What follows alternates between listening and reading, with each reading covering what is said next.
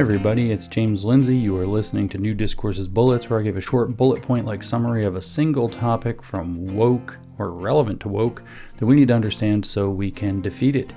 And I want to talk about the idea of America today. So rather than talking specifically about woke, I want to talk about something that in particular the woke left maybe brings this up. They hate America for sure, but the woke right really push this idea. And that idea is that they love to push that America is a people and a place rather than an idea in specific. You've probably heard America is an idea. Well, it's not quite right. It's based on an idea, a very revolutionary idea, a very unique idea, a very special idea. And it's true that it is based on an idea. But what's happening with the woke right is something very insidious. The goal is to shift the view of America as something based on an idea, which I'm going to talk about for the rest of this podcast, and shift it onto the idea that it is a specific people who are the deserving inheritors of the American project or the American experiment, if we want to phrase it that way. And the goal is actually to narrow the range in people's minds of who are the deserving inheritors of the American experiment. So you can set up in kind of a, European ethno-conservative way, this idea that certain people within the American population deserve it. You might call them heritage Americans. That's a term of art that the dissident right is fond of. And other people aren't deserving of it. So you get to have all of those base ethnic squabbles and other types of nationalist squabbles that define a people either ethnically or culturally, that there has to be some unifying cultural binding that makes a people, that they share this common vision, common language, common destiny.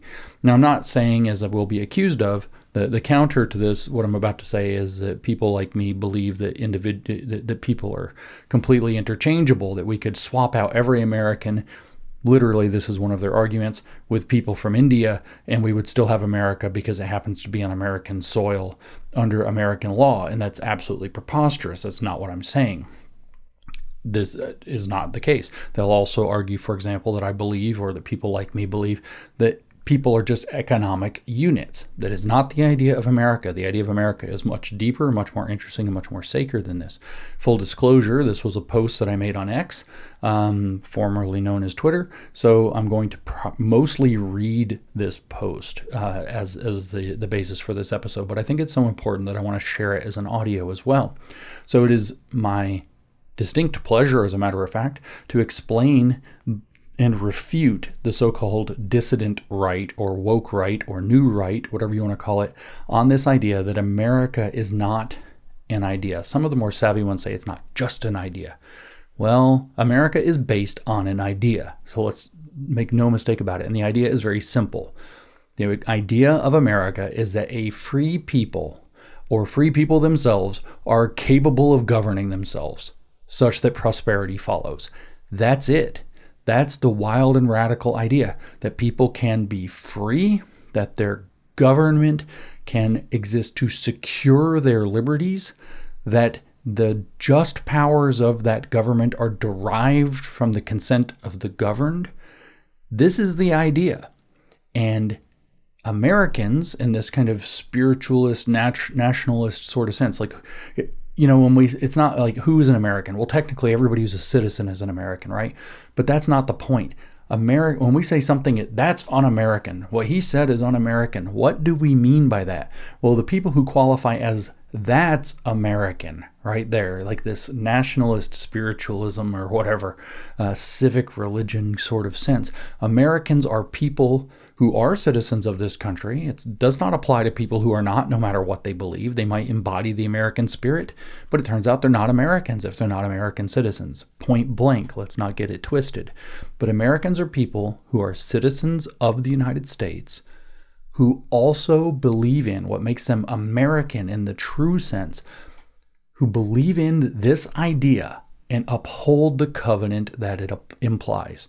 The idea is that free people are capable of governing themselves such that prosperity follows.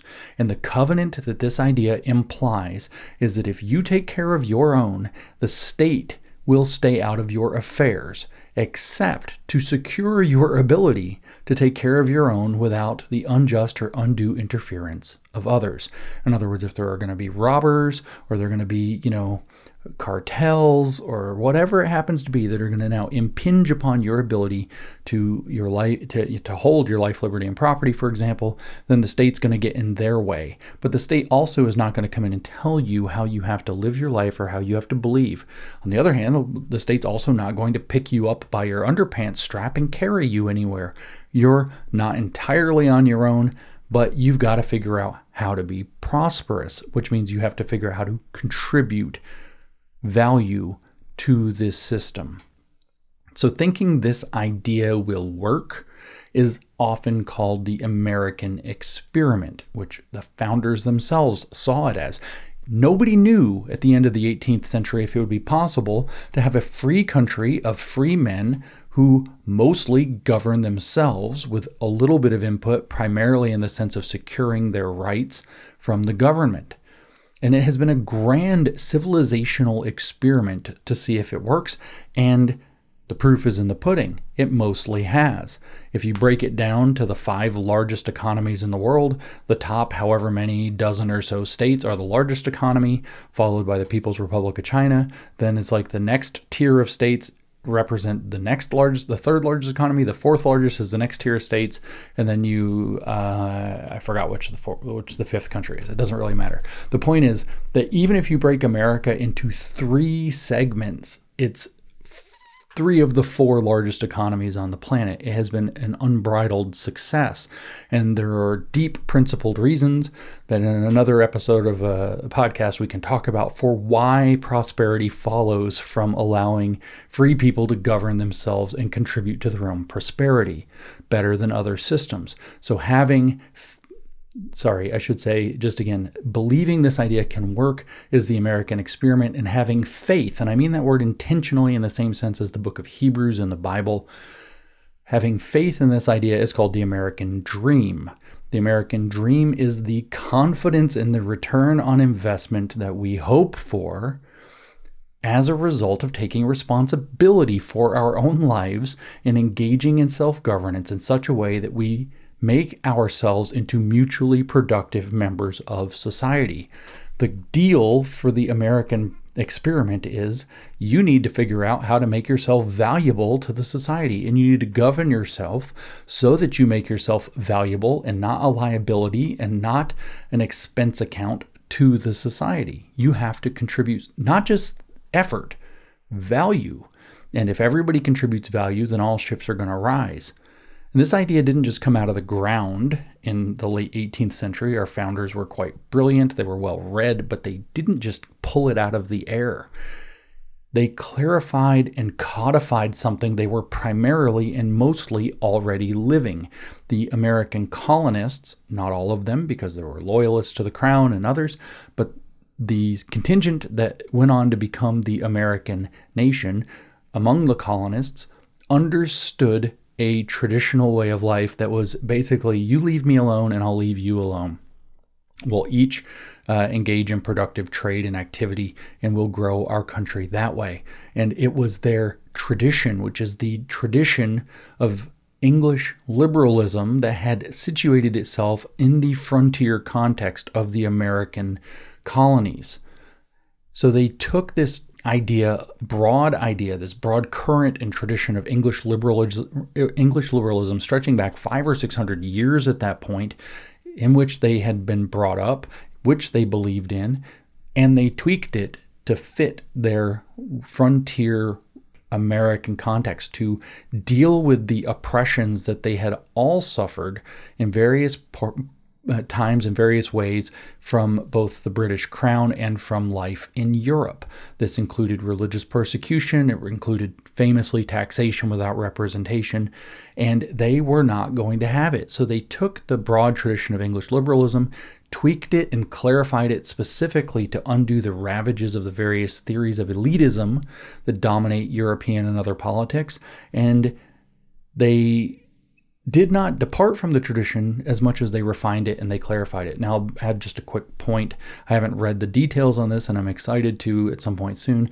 One of the favorite founding fathers for the woke right or dissident right to elevate is John Adams, because he said our Constitution was written for a particular kind of people, a moral and religious people, he said, and it is wholly inadequate to the governance of any other. But the thing is that John Adams was one of the most vicious critics of the idea of aristocrats. He wanted nothing to do with any kind of new aristocracy or a new elite rising in America and coming to rule it de facto. So John Adams, they hold up as a hero, actually undercuts the woke right or dissident right argument about themselves. They believe in elite theory. They think there is always a ruling elite, and that of course it should be them and not somebody else. The current elites are corrupt and awful. So rather than saying elitism always corrupts and is always awful, as our founders and including John Adams would have believed, they think no, the problem is we have the wrong elites. If it was us instead with their deep entitlement complex, everything would be better.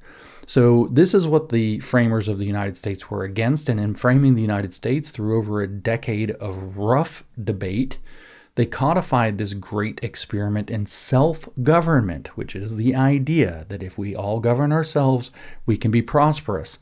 That included provisions for new citizens to come in and share in this covenantal promise. You can come, but you have to be productive. You have to govern yourself. You have to be American. And then you can have a shot at American prosperity. And the deal is, it's not a promise of an outcome. It is a promise of an opportunity. Nothing is guaranteed.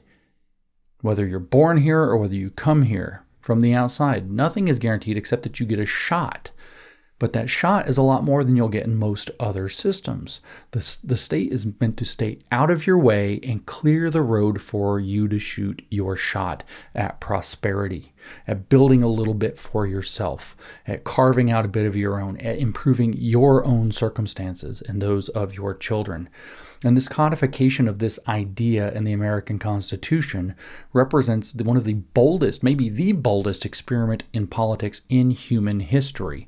And the returns on the investment for all the trouble that it has caused in various ways have been enormous. There's been incredible increases in prosperity, wealth, decreases in starvation, poverty, misery, etc., all because of the American model coming into existence and working.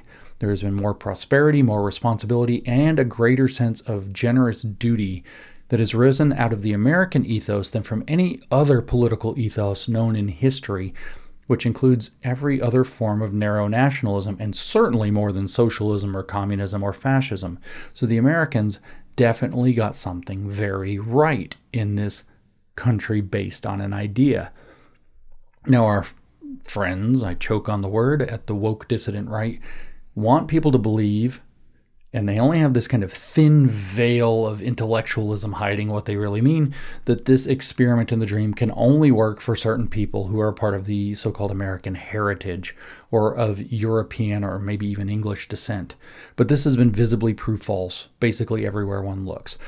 For every failure of diversity, both in the general sense and in the specific Raznobratsya Soviet sense that we've actually implemented under that brand name since the 1970s, for all the failures of multiculturalism, which is a garbage socialist doctrine that we can point to, there are abundant stories of success of the genuine diversity and background in the United States.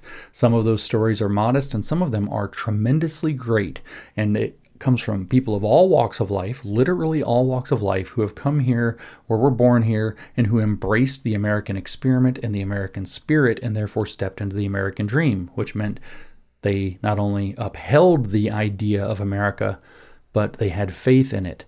And what sets these success stories apart from others? Was it some inborn characteristic? Well, they have some talents. Yes, that's the point. You use your talents.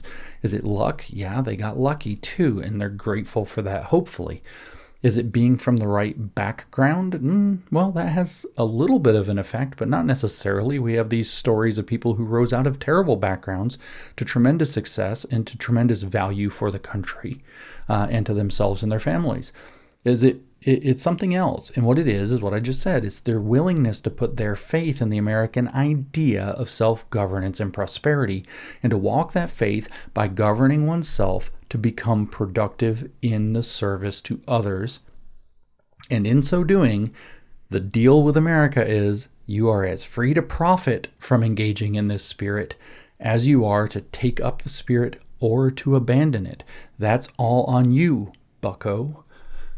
So faith without works is dead, but it remains darkest blasphemy to blame faith or the God that you have faith in or providence when you claim to believe in something but aren't doing the works. You aren't walking in your faith. If you blame faith, you are the problem. So in fact, America is based on an idea, and that idea is open to all people who are willing to embrace self-governance.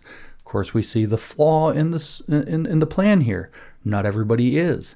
Citizenship, if you are not born into it, and thank your lucky stars if you are, you ungrateful twits.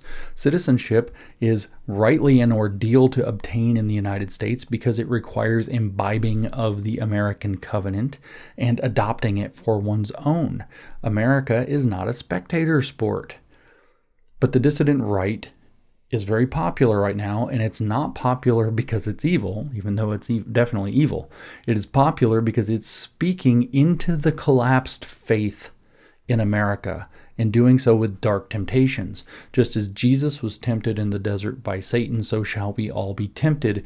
The struggle, though, is real, and it's not just the struggle of temptation. There are real struggles. Things are actually tough, and we have to figure out how to solve them. And part of the struggle is that we've lost faith in our country. It is the American duty to uphold our covenant.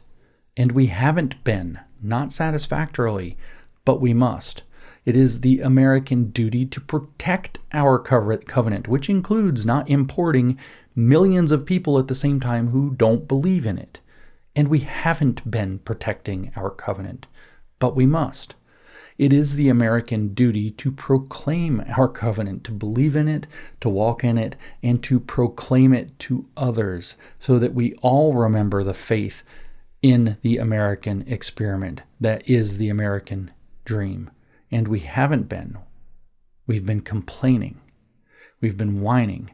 We've been blaming the system. We've been saying it's this politician and that politician, and we're not taking up our own responsibility, but we must. And as we have fallen away from our own faith in the American idea, and we have spread that poison to others, as we have abandoned the American idea of liberty first, we have also reaped the rewards of a lost faith and a broken covenant.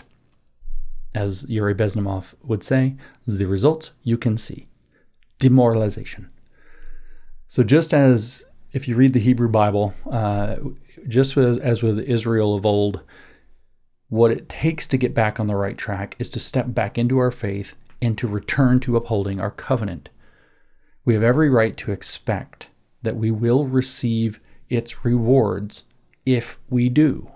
So put your faith in America and its founding idea that we are a nation of people from all over the place who can govern ourselves and walk into prosperity by doing so.